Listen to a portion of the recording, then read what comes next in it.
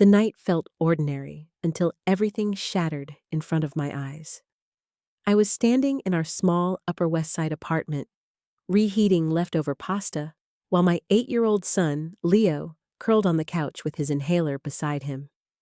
The Yankees game played softly on the TV, just something to fill the silence while we waited for Trevor to finish his late meeting. He had texted an hour earlier, claiming the board needed him. I wanted to believe him. I always did. Leo called out, "Mom, look, the camera's getting closer to the seats." I wiped my hands on a towel and stepped into the living room, expecting nothing more than a crowd shot. But then the screen froze my breath. There, under the stadium lights, sat my husband, Trevor Clark, in a tailored navy jacket I had ironed that morning. And beside him, leaning into his shoulder as if she owned him, was Harper Lane. Her hand rested on his chest. His arm slipped around her waist. They kissed, lips touching casually, carelessly, as if no one in the world could see them. But we saw them, live, in our living room. Leo blinked in confusion. "Mom, why is Dad kissing that woman?" My knees weakened. I grabbed the back of the couch just to stay upright. My phone buzzed on the counter, a message from Trevor. "Meeting running late, don't wait up." My stomach twisted.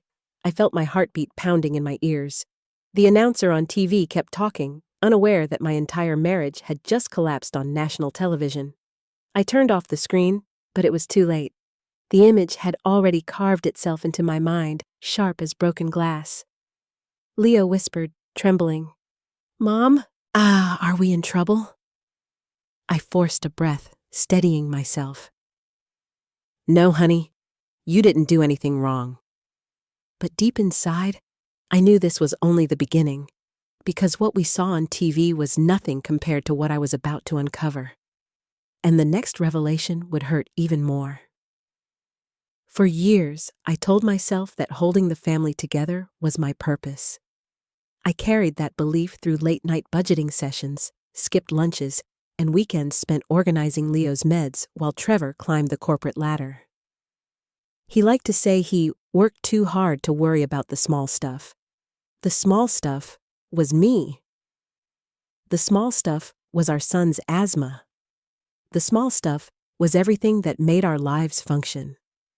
I stood in our quiet apartment, staring at the unchanged living room where our life had unfolded, feeling suddenly foreign inside it.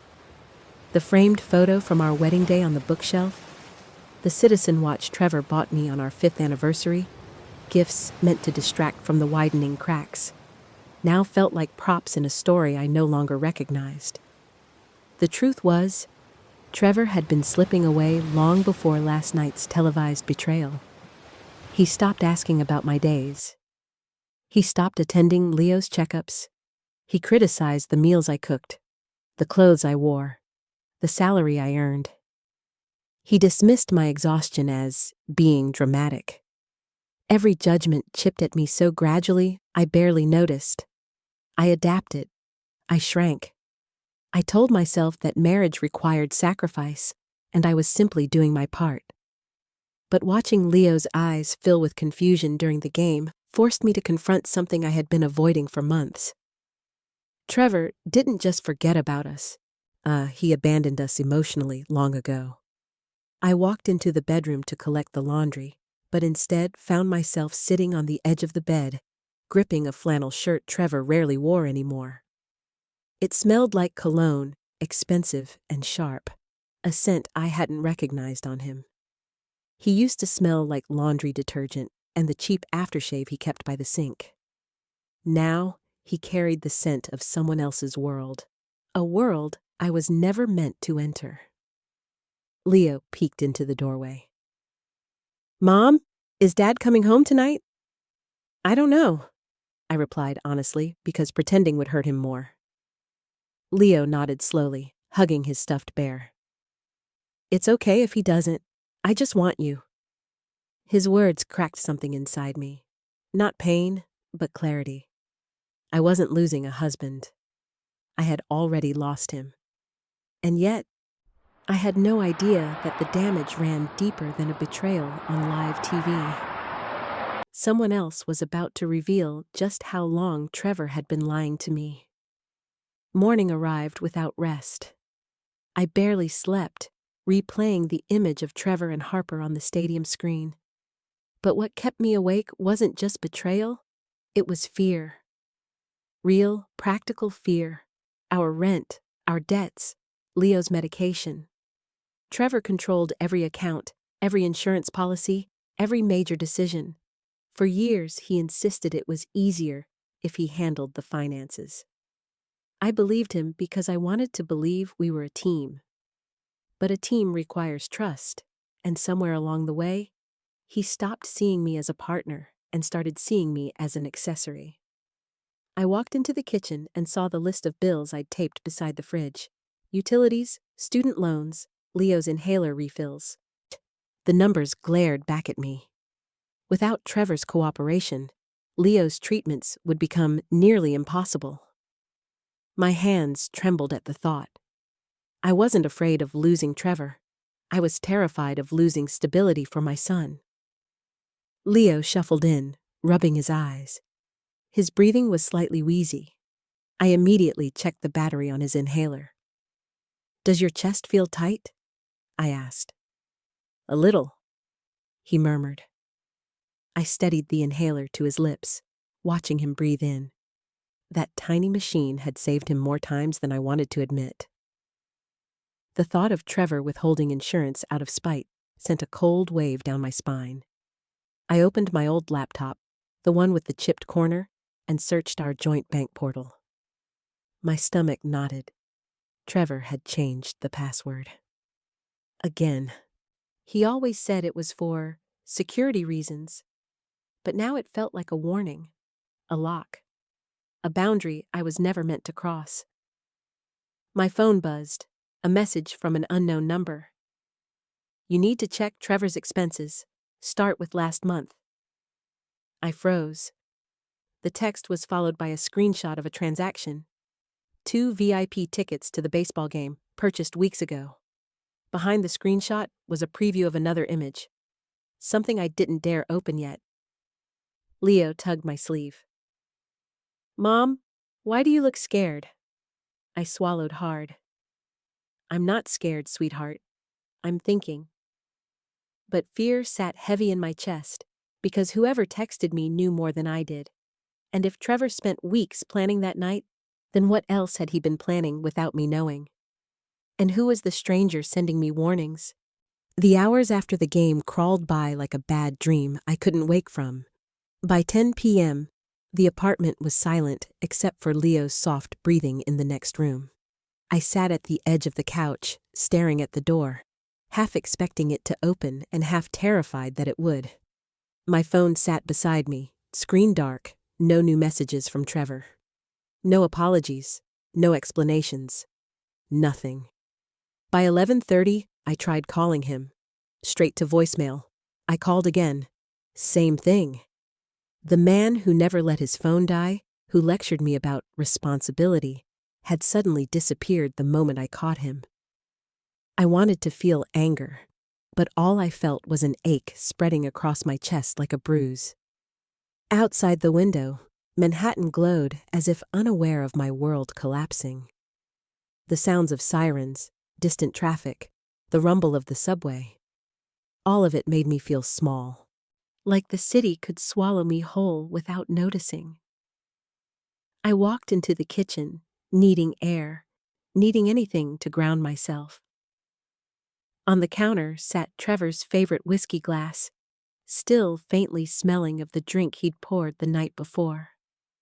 A life he had shared with me, but never truly let me inside. My phone buzzed again. Another message from the unknown number. "Check the travel charges." My heart pounded as I logged into our credit card account from Leo's old tablet. A list of transactions loaded slowly. There it was. Hotel charges in Midtown, rides to and from Harper's luxury building, expensive dinners I'd never heard about. And then, the newest charge, another hotel room booked for tonight. A sickness twisted in my stomach. Trevor wasn't avoiding me out of shame. He was staying with her. He had planned every detail of his betrayal, like a man arranging a business deal. I stared at the screen until the numbers blurred. All those nights he blamed meetings, all the times he left Leo waiting at the window. He wasn't just lying. He was rewriting our entire marriage behind my back. The apartment creaked softly. I thought it was the wind, until I heard a faint click near the front door. Someone was outside. Someone trying the handle. And I suddenly realized Trevor wasn't the only one keeping secrets tonight. The doorknob rattled again, softer this time, followed by a pause. Like whoever was outside realized the door was locked and retreated. I stood frozen, listening to the footsteps fade down the hallway. My pulse hammered in my throat. Maybe it was a neighbor. Maybe it was Trevor. Or maybe someone who knew more than I did. I couldn't afford to find out. Not tonight. I locked the second latch and went back to the tablet. The credit card charges stared at me like a confession Trevor never intended to make. A midtown hotel room booked under his name earlier that evening. Dinner at a rooftop restaurant he once said we couldn't afford. 2 tickets to the game purchased weeks ago. And then something worse. Recurring charges for car services to Harper Lane's luxury building. Not once, not twice, dozens of times. My stomach twisted. For months, he had been building a separate life while I was at home checking Leo's inhaler and stretching groceries until payday. I clicked into the bank statements next. Another locked password. Another reminder that Trevor had been shutting me out piece by piece. The unknown number buzzed again. Look in the drawer by the bed. I hesitated, glancing toward the bedroom. The apartment felt suddenly unfamiliar. Too quiet, too exposed. But I walked in anyway, my feet heavy against the hardwood floor. I opened the nightstand drawer, expecting nothing. Instead, I found a printed itinerary tucked beneath Trevor's watch case. Flights, reservations, a weekend trip to Miami. 2 guests, booked under Trevor Clark and H. Lane. My breath caught. So that was why he'd been distant. Why he'd been taking business trips. He wasn't just cheating casually. He was planning vacations, building memories, creating a future without us. A future where I didn't exist. I sat on the edge of the bed, the itinerary trembling in my hands. The betrayal wasn't an accident. It was deliberate, calculated. And worst of all, he used our joint savings to fund it. A sudden thought struck me. Someone had sent me the warning. Someone who knew exactly where Trevor hid his secrets. My phone buzzed a final time. You're not safe there. I stared at the message, heart sinking. Because if Trevor came home tonight and realized I knew everything, I no longer doubted what he was capable of. And someone clearly thought I needed to leave before he did. By morning, the apartment felt colder than it had in years. I barely slept, too afraid Trevor might walk in, and too scared that he wouldn't. I made Leo breakfast, oatmeal with berries, trying to keep my hands from shaking. He didn't notice. Children have a way of trusting the world even when it doesn't deserve it. As Leo got dressed for school, I opened my laptop, hoping for clarity. Instead, a new email appeared at the top of my inbox. It was sent at 2:14 a.m. from H. Lane. Harper. My breath caught. For a moment, I thought she had written to gloat. Or worse, threaten.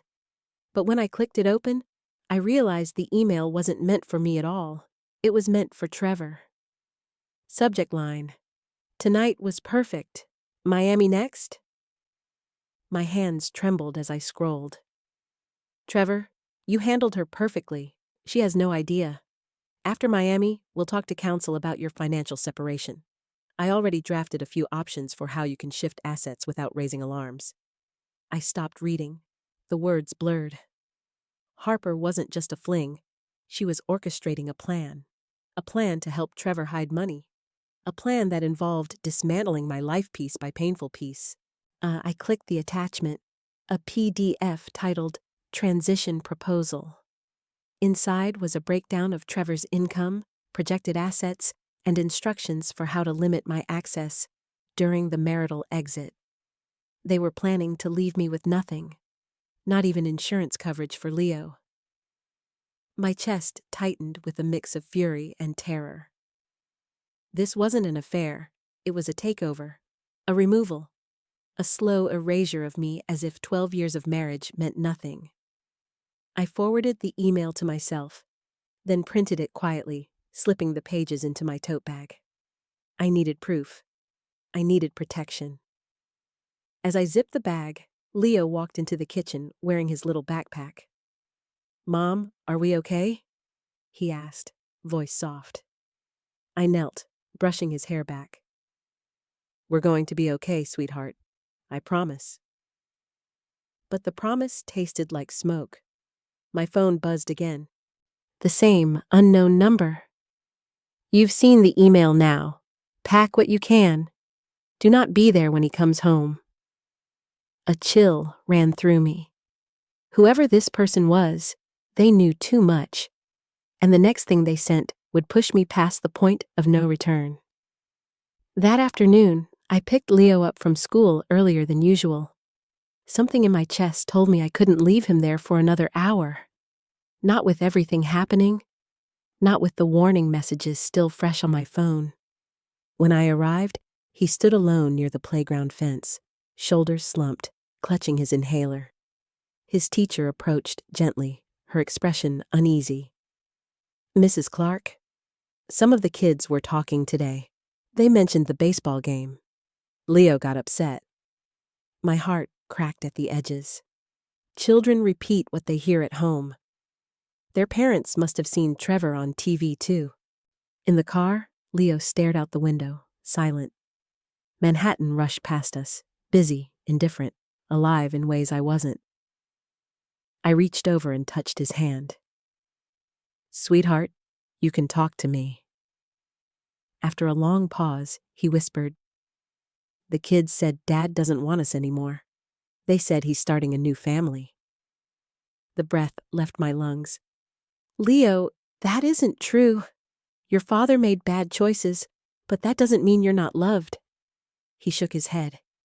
"He never comes to my games. He forgets my doctor days. And last night, he kissed her like he kisses you." His voice wavered, small and trembling. I pulled the car over, turned to him fully, and held his face in my hands. "Listen to me. You did nothing wrong. You are the best part of my life.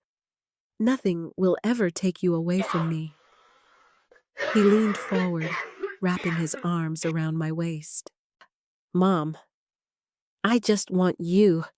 You're the one who stays." His words hit me with a force I wasn't prepared for. In all my fear of losing insurance, losing stability, losing everything, I hadn't realized the most devastating casualty. Leo was losing his innocence because of Trevor's choices. I wiped his tears, steadying myself. "We're going somewhere safe tonight, okay?" Leo nodded, trusting me completely. But as I merged back onto the street, my phone buzzed again. Another message from the unknown number. "He's on his way home. You need to be gone before he arrives." I tightened my grip on the steering wheel. Whoever this was, they weren't guessing. They knew Trevor's movements. And when I saw the next message, I realized they also knew mine. The next message lit up my screen before I even had time to breathe. "Red sedan behind you. Don't stop near home." I nearly slammed the brakes, but forced myself to stay calm. In the rearview mirror, a nondescript red sedan followed at a steady distance. Not close enough to alarm a stranger, close enough to alarm me. My heart pounded as I turned onto a quieter street. Leo glanced back. "Mom?" Why is that car still there? I offered a steady voice I didn't feel. Just traffic, sweetheart. Inside, my pulse raced. If Trevor had someone watching us, then the situation was worse than betrayal. It was control. The kind that didn't stop just because you learned the truth. I turned into a small grocery parking lot, pretending to look for a spot. The red sedan slowed, then kept driving. I exhaled. Relief washed over me, but only for a second. Another message appeared. Good. You lost him. Come to 72nd and Riverside. Oh, now. My hands trembled on the wheel. I didn't know the sender. I didn't trust them, but every instinct in me said going home was no longer an option. Trevor would see it in my face the moment he walked through the door. And a man who planned financial separation in advance was a man who wouldn't let me walk away easily. I followed the directions, my mind spinning. When I reached the corner, a tall man in a charcoal coat stood beneath a street lamp. He didn't wave, didn't step forward. He simply waited. His presence was calm, not threatening, but commanding enough that I kept the doors locked. He approached slowly, hands visible. Madison Clark? I stiffened. Who are you? Someone who knows what Trevor has been doing. His voice was low, steady, almost gentle. My name is Cole Anderson. The name hit me like a jolt. Cole Anderson, the CEO from Park Avenue. A man whose face I'd seen on business magazines Trevor admired. Why would someone like him care about my marriage? He glanced toward Leo, then back at me. You and your son need a safe place tonight. Trevor is meeting with Harper right now. They're discussing their final step. My breath caught. Final step? Cole nodded. Yes, the part where you're removed from the equation. My blood ran cold, and then he said something that made the world tilt sideways. Madison, Trevor wasn't cheating on you with just Harper? By the time I pulled into the dimly lit street near our apartment, my hands were still shaking from what Cole had revealed. If Trevor wasn't only involved with Harper, who else was part of this twisted web? Leo had fallen asleep in the back seat, clutching his little backpack, while innocence wrapped around exhaustion. I didn't want to wake him, but I also didn't want to walk back into that apartment alone. Not after everything I'd uncovered. I carried him up the stairs quietly and unlocked the door with a slow, controlled breath. The apartment felt tense, as if the walls themselves were waiting. I laid Leo on his bed and let him sleep, then returned to the living room where the shadows felt thicker than usual. My tote bag, stuffed with printed emails, the Miami itinerary, and the evidence I wasn't supposed to find, sat near the couch like a silent witness. At 12:47 a.m., the front door rattled. Trevor stepped inside, smelling of expensive cologne and arrogance, his shirt undone at the top, hair slightly disheveled. His eyes widened when he saw me standing there, fully awake. "You're still up?" he asked, voice stiff. My voice didn't shake. "You weren't at a meeting."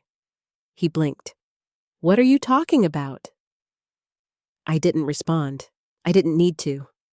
I slid the printed itinerary across the table toward him. For the first time in years, I saw something unfamiliar flicker in his expression. Fear. "Where did you get this?" he demanded. "You left it in the drawer," I replied calmly, along with months of credit card charges, hotel bookings, and an email from Harper planning how to strip me of everything. His jaw tightened. The mask he wore so often, the confident executive, the perfect husband, cracked slightly. "Madison, you're overreacting. These are business expenses." "Miami? With Harper? Business?" I asked softly. His silence was confirmation. The room thickened with tension. He took a step closer, lowering his voice. You don't understand what's happening, and it'll be easier for you if you stop asking questions. Something in the way he said it chilled me. He wasn't apologizing. He wasn't scared of losing me. He was scared of losing control. I backed away slowly, heart pounding. And then he made a mistake. A fatal one. He muttered under his breath, unaware I could hear. If she knew about the other woman, she'd really lose it. His words echoed in the room like a crack of thunder. Another woman. Not Harper. Someone else. For a moment, the floor beneath me felt unstable, as if the truth itself shifted the foundation of my world. I steadied my breath and looked Trevor directly in the eyes. What other woman? I asked quietly. Trevor froze. His gaze darted to the hallway where Leo slept, then back at me. You misheard, he snapped, too fast, too defensive. No, I whispered. I heard you perfectly. He exhaled sharply, rubbing his forehead. Madison, things have been complicated. I've been under pressure at work. I made mistakes. His voice softened, falsely warm, the tone he used when he wanted me to stop thinking. But you always overreact. That's why I didn't tell you. I stared at him, feeling years of manipulation crystallize into clarity. So, how many mistakes? I asked. 2? 3? Was any part of our marriage even real? Trevor's expression hardened. I've provided for this family. You should remember that. A familiar wave of shame washed over me, but it didn't consume me this time. Instead, something inside me rose. Anger, yes, but also self-respect I hadn't felt in years. Providing isn't the same as loving, I said. His jaw twitched. You don't know what you're talking about. He stepped toward me. I stepped back. My fingers brushed my tote bag where the documents were hidden. He noticed. What's in the bag, Madison? Proof, I said simply. His face darkened. For the first time, I saw panic. Not fear of losing me, but fear of losing control, reputation, money. Give it to me, he demanded. No! He lunged toward the bag, and I moved faster than I thought possible. I grabbed it and stepped behind the dining table, putting distance between us. My heart raced, but my voice remained steady. You won't touch this. Not anymore. His breathing quickened. You're not leaving this house with that. A chill ran through me. Watch me. At that moment, Leo's small voice came from the hallway. Mom? Trevor turned, surprised. I rushed to Leo, pulling him close. And then my phone buzzed loudly on the table. A new message from the unknown number. Madison, the other woman, is someone you know. The message burned on my screen, pulling the air from my lungs. Someone you know. My mind raced through every name, every woman who had ever smiled at Trevor a little too long. But nothing made sense. Nothing fit. Leo clung to my leg, rubbing his sleepy eyes, unaware that our lives were cracking open in real time. We're leaving, I told Trevor firmly. You're not going anywhere. His voice was low, dangerous. He stepped forward again, but Leo's presence made him pause. For a man who cared so little about us, it was ironic how quickly he pretended to be a father when someone else watched. I grabbed my tote bag with one hand and Leo's backpack with the other. Move, I said. Trevor didn't. Instead, he smirked. Madison, oh, you really think you can start over? Without insurance? Without savings? Without me? The arrogance dripped like poison. But fear didn't control me anymore. Not after everything I had learned. I moved around him, pushing the door open. The hallway felt colder than usual. Leo held my hand tightly, breathing a little too quickly. Stress triggered his asthma, and I felt the familiar fear inch closer. Outside, night wrapped the building in quiet darkness. I hurried Leo down the stairs, heart pounding with every step. When we reached the lobby, my phone buzzed again. "Car waiting outside. Get in. CA." Cole Anderson, I didn't know him. I didn't trust him. But he was the only person warning me instead of hurting me. A black SUV idled near the curb. The driver stepped out and opened the back door without a word. "Miss Clark? Mr. Anderson said to bring your son." Leo tugged my sleeve. "Mom, is this safe?" I hesitated. Everything in me screamed caution, but staying meant Trevor would corner us again, and something told me he was more desperate tonight than ever before. I helped Leo into the car and slid in beside him. The doors locked automatically with a soft click that felt too final. As the SUV pulled away, I glanced back at our apartment windows, where Trevor's silhouette appeared behind the curtains, watching. The driver spoke quietly. "Mr. Anderson is waiting for you." "For what?" I whispered. He glanced at me through the mirror. "To tell you who the other woman is, and why Trevor tried to hide her more than anyone else." The SUV wove through Manhattan's midnight streets, the glow of skyscrapers reflecting off the windows like fractured pieces of a life I was leaving behind. Leo rested his head on my lap, finally asleep again. His small hand curled around my fingers, grounding me even as fear churned in my stomach. The driver pulled up in front of a sleek glass building near Park Avenue. It wasn't intimidating, just quiet, private, the kind of place where secrets were spoken, not discovered. He escorted us through a service entrance, down a hallway, and into a warmly lit lounge where Cole Anderson stood waiting. He looked different tonight, less like the CEO whose face appeared in Forbes, and more like a man carrying the weight of something personal. "Madison," he said softly, gesturing toward a sofa. "Please sit. We need to talk." I kept Leo close as I sat. "Tell me who the other woman is." Cole nodded, as if preparing for impact. "Before I answer that, you need to know why I'm involved at all." I folded my arms, guarded. "Then start talking." He exhaled slowly. "Trevor didn't just cheat on you. He built a pattern, multiple women, different circles.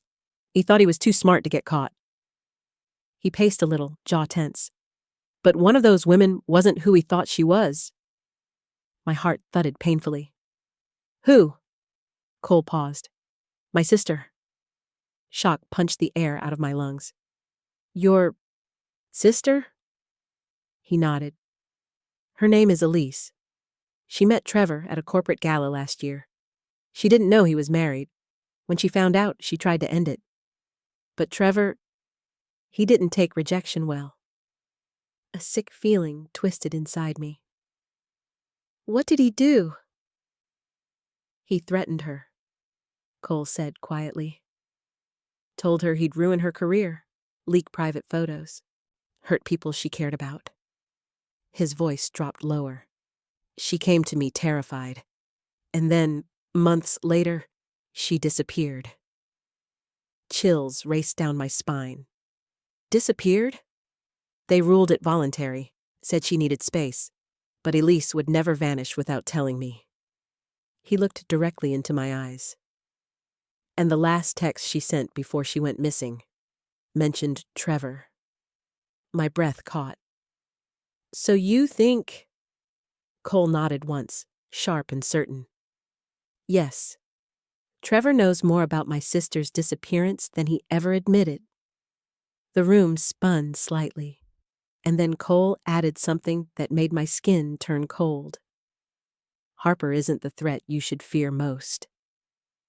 By the next morning, everything felt different, like the world had tilted slightly off its axis. I sat in Cole's quiet lounge, holding a cup of coffee I couldn't bring myself to drink. Leo slept peacefully on the sofa beside me, unaware of the storm gathering around us. Cole paced near the floor-to-ceiling windows, his phone buzzing constantly with alerts. "Trevor's company is in crisis," he said, scanning another message. "The board saw the viral footage from the baseball game. But that's not the real problem. Someone leaked internal financial discrepancies, significant ones." My heart jumped. "You think Trevor did something illegal?" Cole looked at me, his expression grim. "I think Trevor hid a lot more than cheating, and the board is finally seeing it." I shouldn't have felt relief, but I did. After years of being dismissed, belittled, blamed, watching Trevor's invincibility crack felt like a strange kind of justice. But Cole wasn't finished. "Harper threw him under the bus first thing this morning," he added. "She told the board she suspected Trevor of falsifying numbers to cover personal expenses. Miami, the hotel stays, even gifts." I swallowed. "Gifts? For who?" Cole hesitated. "For Elise." Hearing his sister's name sent a chill through me. "So Harper knew about Elise?" "Not at first," Cole said. "But when she found out, she realized Trevor had a pattern. Women he manipulated until they threatened him. Then he'd cut ties abruptly." A shiver crawled up my spine. "What do you think happened to Elise?" Cole's jaw tightened. "I think whatever Trevor didn't want exposed, Elise found it." Before I could respond, Cole's phone buzzed again. This time, he froze. His expression darkened. "What?" I asked. He turned the screen toward me. It was a screenshot of an internal memo from Trevor's company. "Trevor Clark suspended pending investigation." I exhaled sharply. "So he really is losing everything?" Cole didn't smile. "Madison, a man like Trevor doesn't go down quietly. Desperate men make desperate choices." As if the universe wanted to confirm it, my phone vibrated on the table. A voicemail notification from Trevor. Cole's eyes hardened. "Don't listen to it alone." But my finger was already moving toward the screen, because the transcript preview displayed one line that made my blood run cold. "Madison, we need to talk about Elise." I stared at the voicemail transcript, my pulse thudding like a drum inside my ribs. Trevor's voice, usually smug, polished, calculated, sounded different, strained, almost frantic. Cole watched me carefully as I pressed play. "Madison," Trevor's voice crackled through the speaker. "You need to stop whatever you think you're doing. This isn't just about us. Elise wasn't supposed to—" The message cut off abruptly, replaced with static. Cole leaned forward. "He's panicking. That means Elise found something big." My throat tightened. "What could be big enough for him to destroy his own marriage?" Cole finished for me. "Try burying a woman who knew too much?" The room tilted. "You think he hurt her?" Cole didn't answer immediately. Instead, he walked to a cabinet, pulled out a slim folder, and placed it in front of me. "These are copies of the last messages Elise sent me. I didn't want to show you until I was sure Trevor was involved." My fingers trembled as I opened the folder. What's inside were printed screenshots of texts from Elise. "I found something in Trevor's office. Financial reports don't match. He's been using shell accounts. Money is moving somewhere. If something happens to me, check the March files. He'll know what it means." Another message, hours later. "He knows I saw the documents." And the final one, time-stamped 1:12 a.m. "He's coming back. I shouldn't have said anything." My vision blurred. Why didn't the police investigate this? "They did," Cole said bitterly. "They questioned Trevor. He said she was unstable, overwhelmed. He told them she'd been drinking. They believed him. Money talks. So does charm. A cold anger uncoiled inside me. Trevor hadn't just cheated. He hadn't just lied. He had manipulated an entire system to protect himself. Then another realization struck me like a punch. The unknown number, the person sending warnings, was it Elise? Before she disappeared? It wasn't her, Cole said softly. Those messages came from someone else. Who? He hesitated. Someone inside Trevor's company. Someone who saw what Elise saw and decided to protect you. Before I could ask more, Cole's phone buzzed. He checked the screen, and his face drained of color. What is it? I whispered. He handed me the phone. A new headline glowed across the screen. Trevor Clark reported missing after fleeing corporate interview. My breath caught, and then came the final line. Authorities believe he may be heading toward his family. The headline echoed in my skull like a siren. Trevor Clark reported missing. Authorities believe he may be heading toward his family. My first instinct was disbelief. Trevor didn't run. Trevor controlled, manipulated, calculated.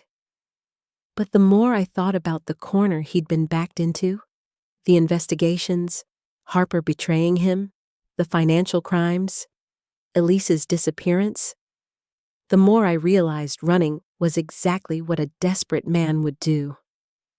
Leo stirred beside me, rubbing his tired eyes. Mom, are we going home? I knelt in front of him, gently brushing his hair back. We're going somewhere safe, not home. Cole watched us with a protective intensity I hadn't expected from someone who barely knew me. Madison, we need to move now. If Trevor is unstable, he might try something unpredictable. I swallowed hard. Where can we go? A corporate apartment I own in Midtown, he said. Nobody knows about it. Not even Trevor's people. Within minutes, Cole had arranged transportation. As we stepped into the private elevator, I clutched Leo's shoulder, my heartbeat steadying only because his small hand anchored me. I wasn't running from Trevor. I was running toward safety for my son. The elevator opened into a minimalist apartment overlooking the skyline. Floor-to-ceiling windows glowed with the reflection of the city lights. It felt surreal, stepping into a place so calm while chaos swirled around us. Leo walked to the window, pressing his small palms against the glass. It looks like stars, he whispered. I watched him silently, the gravity of everything pulling at my chest. I had been living in fear for so long, fear of losing security, fear of Trevor's anger, fear of being alone, that I hadn't realized the most dangerous thing I ever did was stay. Cole approached quietly. Madison, there's more. Trevor left a message at my office before he disappeared. My stomach tightened. What did he say? He insisted you were in danger, but he didn't say from whom. A chill slid down my spine. Not from him? That's the strange part. Cole hesitated. He implied someone else was involved. Someone even he feared. Before I could respond, the apartment intercom buzzed sharply. Cole froze. No one should know we're here. The intercom buzzed again, followed by a low voice through the speaker. Calm, male, unfamiliar. Madison, open the door. I'm the one who's been texting you. The voice through the intercom was calm, too calm. Madison, open the door. I'm the one who's been texting you. My stomach dropped. Leo pressed closer to me, his breathing quickening. Cole stepped in front of us instinctively, his posture straight, protective. The kind of stance a man takes when danger stands on the other side of the wall. Don't open it, Cole whispered. The intercom buzzed again. You're not safe with him, Madison. Not with Trevor missing. and not with what's coming. Cole's jaw tightened. He knows your name. He knows Trevor is missing. He knows we're here. That's not random. I swallowed hard. Then who is he? Cole moved toward the security screen and tapped a button. The camera flickered to life, showing a man in a dark suit standing in the hallway. He looked late 30s, composed, clean-cut. Too professional to be mistaken for someone dangerous, yet his presence radiated intensity. That's Daniel Price, Cole muttered, stunned. He works in Trevor's company, in compliance. My pulse spiked. Compliance? You mean? He investigates internal misconduct, Cole finished. If he's here, this isn't just about cheating. The intercom buzzed again, his voice firmer now. Madison, please. I'm trying to keep you and your son alive. The word alive punched the air out of my lungs. Leo's small fingers clung to my arm. My voice trembled. Cole, what is he talking about? Cole didn't answer right away. He pressed the speaker button. Daniel, say it clearly. Why are you here? Silence. Then, because Trevor uncovered something he wasn't supposed to. Something Elise found before him. And now the people involved think Madison has the files. My heart slammed against my ribs. What files? Daniel leaned closer to the camera. The March files. The ones Elise mentioned before she vanished. Trevor thought he destroyed them. Someone believes you have what's left. My breath caught. But I don't. That doesn't matter, Daniel replied. They think you do. Cole's voice sharpened. Who, Daniel? Who is they? Daniel hesitated, and the pause chilled me more than his words. This goes beyond Trevor, he said softly. He was just a pawn. I felt the room tilt. The intercom buzzed one last time before his voice dropped to a whisper. Madison, they're coming tonight. For a few suspended seconds, no one in the apartment breathed. The city lights outside flickered like distant warnings as Daniel's words settled over us. They're coming tonight. My mind raced. Who were they? What could Elise have uncovered that powerful people wanted erased so badly they'd pursue Trevor? And now me? Cole moved quickly, switching into a mode I had never seen before. Calm, authoritative, decisive. Madison, take Leo to the bedroom. Now. I carried Leo down the hallway, his arms wrapped tightly around my shoulders. Mom, what's happening? He whispered. It's okay, sweetheart. I've got you, I said, though my voice quivered. I set him on the bed, handed him his inhaler, and kissed his forehead. Stay right here. Don't open the door unless it's me. When I stepped back into the living room, Cole was unarming the security locks, disabling interior lights, and checking the hallway camera feed. 2 vehicles just parked outside, he muttered. Unmarked, no plates. My heart hammered. You think they followed us here? I think they were always close, Cole replied. Trevor panicked because he realized he couldn't protect you anymore. The intercom buzzed again, this time louder, more insistent. Cole muted it immediately. Don't respond. A harsh pounding echoed through the hallway outside the apartment. Not a knock, a demand. Mr. Anderson, a voice called, muffled but firm. We need to speak with your guest. I felt the blood drain from my face. They knew my name. They knew exactly where I was. This wasn't random. This wasn't a misunderstanding. This was targeted. Daniel's voice crackled over the intercom again, hurried, tense. Don't open the door. They're not law enforcement. They're contractors hired by one of the board members. Elise discovered money laundering, millions. Trevor got involved. When she threatened to expose them, she disappeared. Now they think Madison has Elise's last files. Cole's jaw tightened. We're out of time. He grabbed a keycard and moved toward a nearly invisible panel beside the kitchen wall. He pressed his hand to it, and a hidden door clicked open, revealing a narrow service corridor. Madison, he said, turning to me. Take Leo. Follow this hallway all the way down. It leads to the garage. My driver is waiting. What about you? I asked. He stepped closer, his voice low. I'll stall them. They won't get past me easily. A crash thundered against the front door. Leo screamed from the bedroom. I turned to run. And that's when the hallway lights abruptly shut off. Darkness swallowed the hallway so fast it felt intentional, like someone cut the power with a single switch. I froze, my hand tightening around the doorframe. Behind me, Leo cried out again, frightened by the sudden blackout. My instincts took over.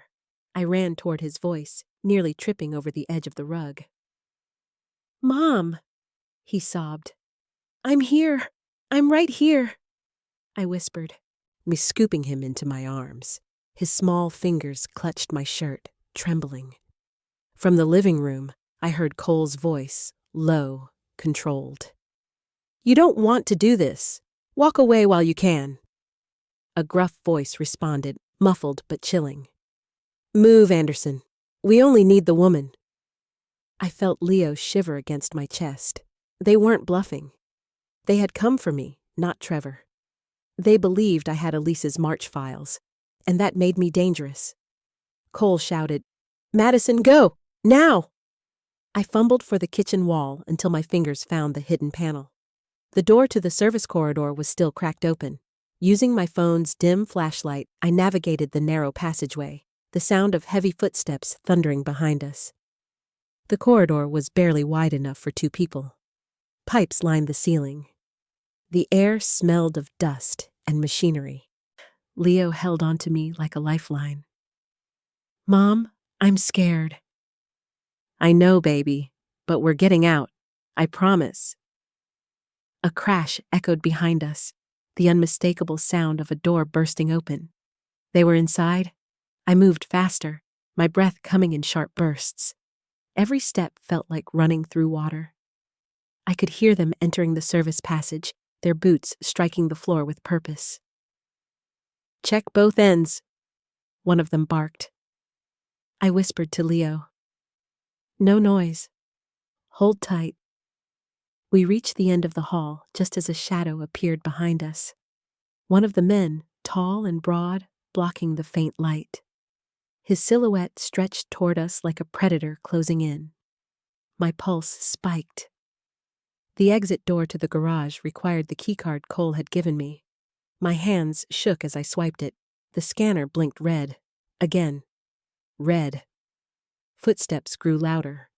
The man's voice echoed down the corridor. It's over, Madison. I tried the keycard one last time. Green. The door clicked. I shoved it open, pulling Leo through. The garage lights hit my eyes, harsh and blinding. A black car waited. The back door opened slowly, and a familiar voice whispered, Madison, get in, now. The voice came from inside the black car, steady, familiar, urgent. Daniel. Before I could think, he reached out and pulled Leo into the back seat gently, then helped me in. I slammed the door just as the service corridor burst open behind us. One of the men shouted, Stop that car! The driver floored the accelerator. Tires screeched across the concrete floor, echoing like gunshots. The SUV shot forward, weaving between support columns until we surged up the ramp into the open night air. While my heart hammered so violently, it felt like it might tear through my ribs. Leo clung to me, breath shaky. Mom, are they going to catch us? I kissed his forehead. Not if I can help it. Daniel leaned forward from the passenger seat. They won't. I know who they are working for now. He turned to me, eyes intense. Trevor wasn't the mastermind. He was a puppet, but you're not the target anymore. What does that mean? I demanded. They tried to take me tonight. They tried to silence you, Daniel corrected. But the moment Trevor disappeared, everything changed. The city blurred past us, neon reflections slicing through the darkness. The driver took a hard left, merging into midtown traffic just as two dark sedans appeared in the rearview mirror. They're still coming, the driver muttered. Daniel's jaw tightened. Then we make this public. He tapped his phone rapidly. I'm sending the March files to Cole and the board members who aren't involved, and to federal investigators. I stiffened. But Elise gave those files to you? Daniel's eyes softened. Elise trusted me. She knew I would expose the truth if something happened to her. I didn't send them sooner because I needed proof Trevor was connected. His voice dropped. Now I have it. The sedans grew closer. The driver whispered, Hold on. We swerved sharply, cutting across Broadway, horns blaring. A sedan clipped the back bumper but spun out, crashing against a loading dock. The other kept coming. Daniel turned to me. Madison, listen carefully. Once these files go live, the people behind this won't be chasing us. They'll be running from the law. My pulse steadied for the first time in days. Then Daniel's phone buzzed. He looked at the screen and froze. It's from Cole, he whispered. They found Trevor. I swallowed. Alive? Daniel slowly shook his head. No, and he left something behind for you. Cole met us at his Park Avenue office just before sunrise. The sky glowed a muted pink behind the skyline, as if the city itself was exhaling after a long night. I held Leo close while Cole guided us inside with a gravity that made my stomach tighten. Daniel stood near the conference table, holding an evidence bag. Inside it was Trevor's watch, the silver one he wore to every meeting, every presentation, every moment he wanted to look powerful. Now it looked small, meaningless. They found it in a Riverside parking lot, Cole said gently, inside Trevor's car. My voice barely came out. So he's gone. Daniel nodded. He recorded a message. For you. My fingers shook as I opened the laptop they placed in front of me. Trevor's face appeared, pale, tired, stripped of arrogance. Madison, he began. I never meant for things to go this far. I didn't know they would come after you. Elise, she tried to stop them. When I realized they were turning on me too, I thought I could run. But the truth is, there's no running from what we did. What we did. He swallowed, voice trembling. I'm sorry for everything I stole from you. Your trust, your time, your peace. You didn't deserve any of it. The screen went dark. I expected to feel shattered. Instead, I felt released, like a chain snapped quietly inside me. Daniel stepped forward. The March files went public an hour ago. Federal agents are already at the company. The board member behind the laundering scheme has been arrested. Justice, real justice. Cole exhaled. You and Leo are safe now. Safe? A word I hadn't felt in years. Leo squeezed my hand. Mom, can we stay somewhere with windows like this forever? I smiled softly. Maybe we can. Cole hesitated, then approached with a warmth that felt new but steady.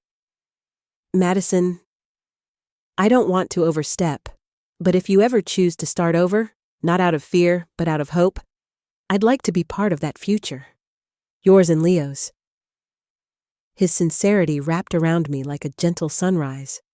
For the first time in so long, I let myself imagine a life built on dignity, safety, and love, not survival. I nodded, tears softening my smile. Maybe we start now.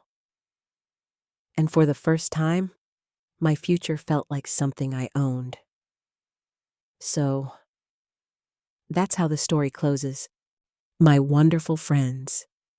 And if you're still here with me right now, it means something in this journey touched your heart in its own quiet way. Maybe it reminded you of a moment you survived. Maybe it whispered a truth you needed to hear. Or maybe it simply showed you that even in the darkest nights, there is always a way forward. You know, the Stoics used to say, "The obstacle is the way." And Madison's story is proof. Every betrayal became a lesson. Every loss became a turning point. Every moment she thought would break her actually shaped her into someone stronger, clearer, and more alive. Marcus Aurelius wrote, "You have power over your mind, not outside events." And that's the heart of this story.